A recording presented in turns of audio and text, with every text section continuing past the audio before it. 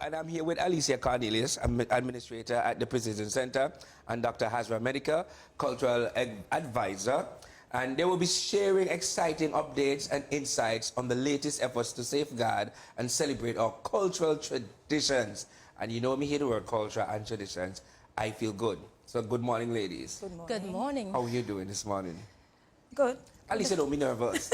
We're not straight from the topic I try today. not to be. You don't have to worry. So, Doc, how are you doing this morning? I am feeling very fortunate that we're not in the situation that our sisters and brothers in the Windward Islands are, so I'm happy to be here. Yeah, but we just hope for the best with that. Yes, of course. So let's get some updates on that you can share about the status of the cultural heritage. You know, let's get all that and update our fans and friends who are watching. Okay, so I am the project manager of Antigua and Barbuda's Intangible Cultural Heritage Project, the national project. It has a long title that I will not be saying today because nobody will remember it. And admittedly, it is early in the morning and I myself might not even remember it. So what we're here today to update the public on is what we call the activation of this project. And the activation of this project comes in the form of the Precision Center. We have handed over a check to them from the funds that were given to us by UNESCO ICH, Intangible Cultural Heritage Fund, to safeguard our cultural heritage. And out of that fund, the Precision Center would have submitted to us a proposal back in 2018. So this is a project that has been a long time in the making, and we have received funds a long time ago. And so we're activating the project now by asking the Precision Center to step ahead, because what they've got planned, and Mrs. Cornelius will tell you a lot more about this, is that they're going to publish a book that's based on the work that they have been doing on our cultural heritage, our cultural traditions in Antigua over the years. So last week it was, yes, we handed over a check for 10,000, round it off to 160 EC dollars, and these are the proceeds that they will be using to publish 2,000 books, which will be distributed to school libraries, the National Archive, the Museum of Antigua and Barbuda, and select institutions. And guess what? Free of cost. And no, seriously, you didn't tell me how much the cost. $0 EC, $0 US. Wow. Yes. So when this book is available, it's just there for the public? Yes. In the first run, it's just 2,000 copies. This is why we've selected the schools and certain institutions like the museum, the National Archives. Anybody that I've forgotten, they know they're in it already. So, and select institutions. That's how I'm going to cover my bases. So I would really love to turn over to Mrs. Cornelius now, who can tell you more about the Antiguanization project that led to this and what the book will enter. Does this had anything to do with the video, like the mini-series you all had on the different areas within Antigua and Barbuda? Yes, yes, that correct. was beautiful. Thank you. The Talbot and Harry patterns, I love that one. That was amazing. We had them showing here during our show at the different times when they were ready, and I loved it. So this started that. So what are we doing today? What's happening today now since that project started? Right, like Dr. Medica just indicated, we are now in the process. Well, it was something in our leader's heart from ever since to produce books. And so when we were approached by Dr. Medica and her team to do something, you know, with regards to the project, we thought, what a better idea than to put the book together for publishing. And so when she approached us, we jumped at the opportunity, and that's why we're here today.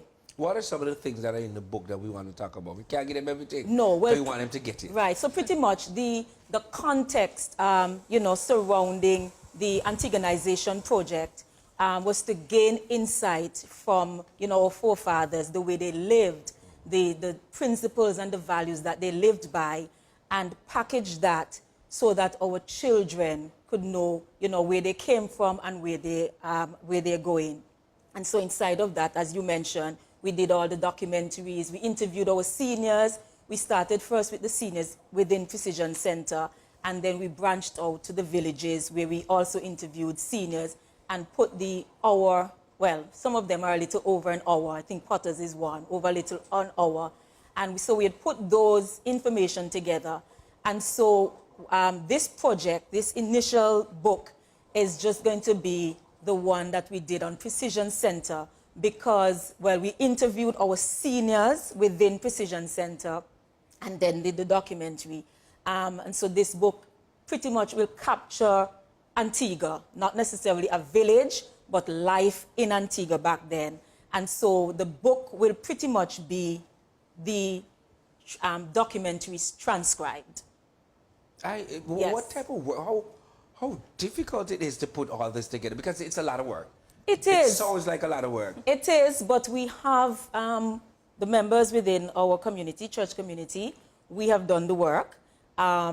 It was a joy doing it because we were learning in the process as well. And we knew as well it was for generations to come, right? And so we have done the work. We have pretty much, I think we've transcribed the documentary already. And so it's just to put that now, we have the check, the monies from UNESCO, put everything together so that we can be ready in 6 months' time, which is the due date. It must have been amazing and fun listening to some of those old stories. Yes, it definitely was. Definitely was. Oh, man. Doc, how important it is for us to hold on to what we have, our heritage and our culture, especially in these times, things are changing.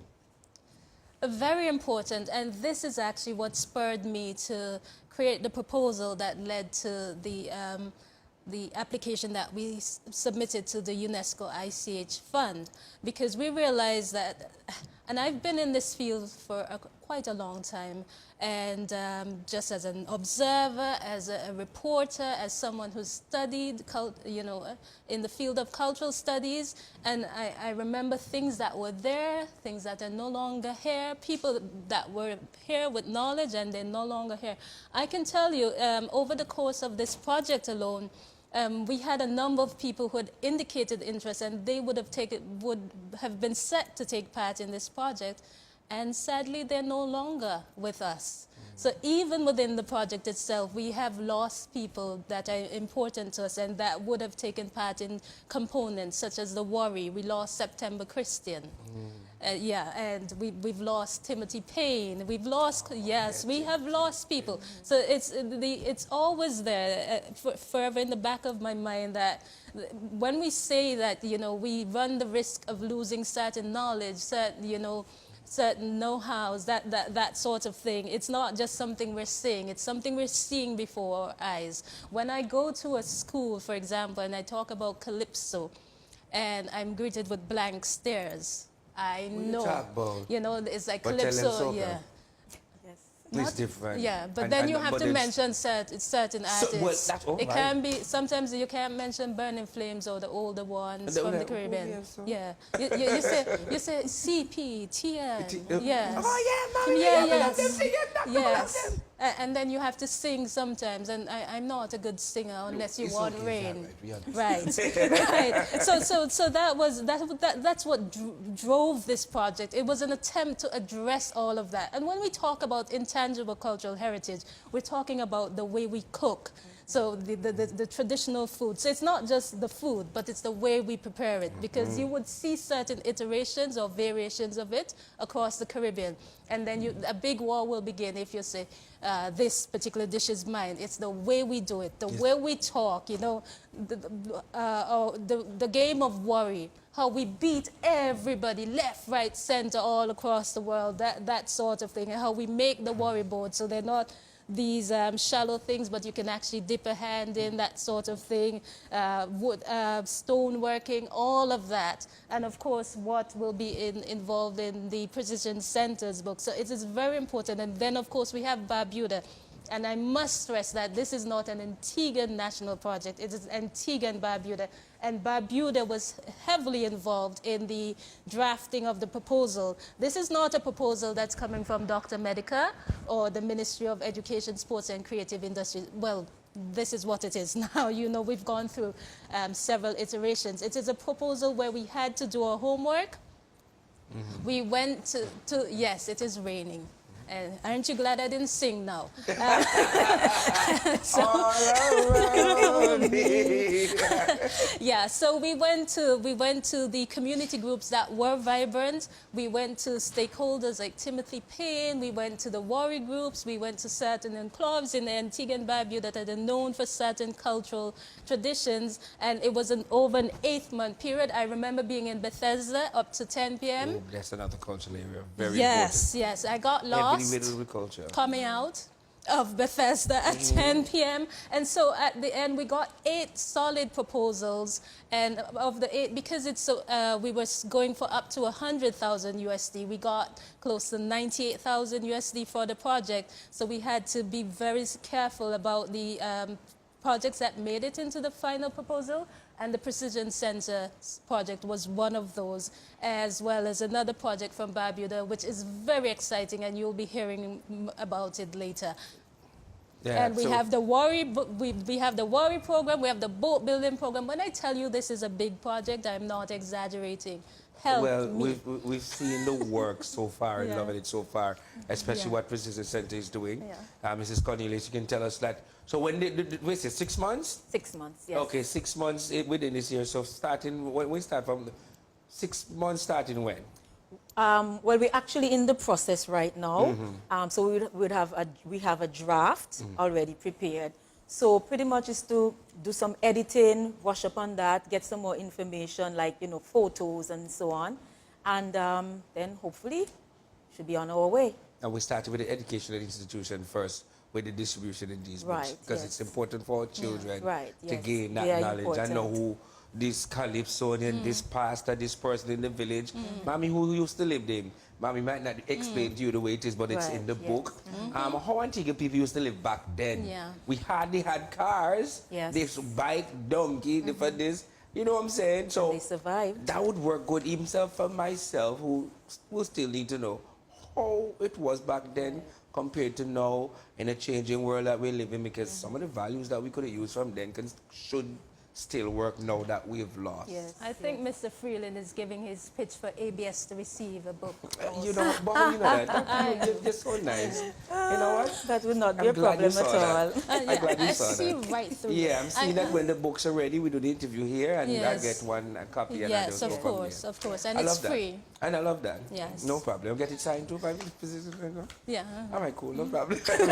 Ladies, thank y'all for being here. And it's Not a good that problem. we are holding on to our culture. It's good that we are preparing the younger minds within the society to show them. Because maybe this too can help change certain things too. You understand? I mean, the world is evolving, as I said, keep saying, the phone, the TV, the internet. Back then, you want to talk to somebody, you go from town to Freetown. Yeah. You understand? You ride on bike and Yeah. coming back down the road, you have all sorts of Jumbi stories. You ride a donkey, not And a a bike. donkey. You ride a donkey, Imagine not a a bike. donkey that moving fast enough than the bike. Yeah. Imagine that. When you hear some people tell you they walk from town to Bethesda, and now you think about that and look at the distance. Yes, yes. And the sun. Oh.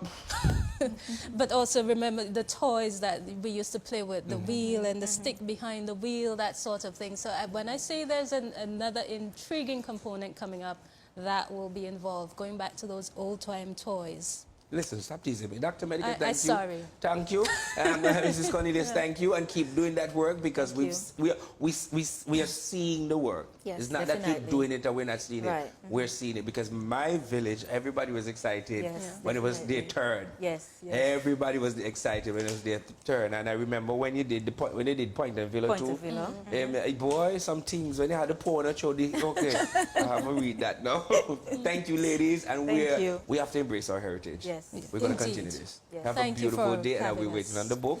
Barbuda, they coming too. You have plenty of history too. Oh, yes. Oh boy, Martello Tower and so far. We hear the story about the caves. And the cowboys. And cowboys. And see why this is important? I didn't know that.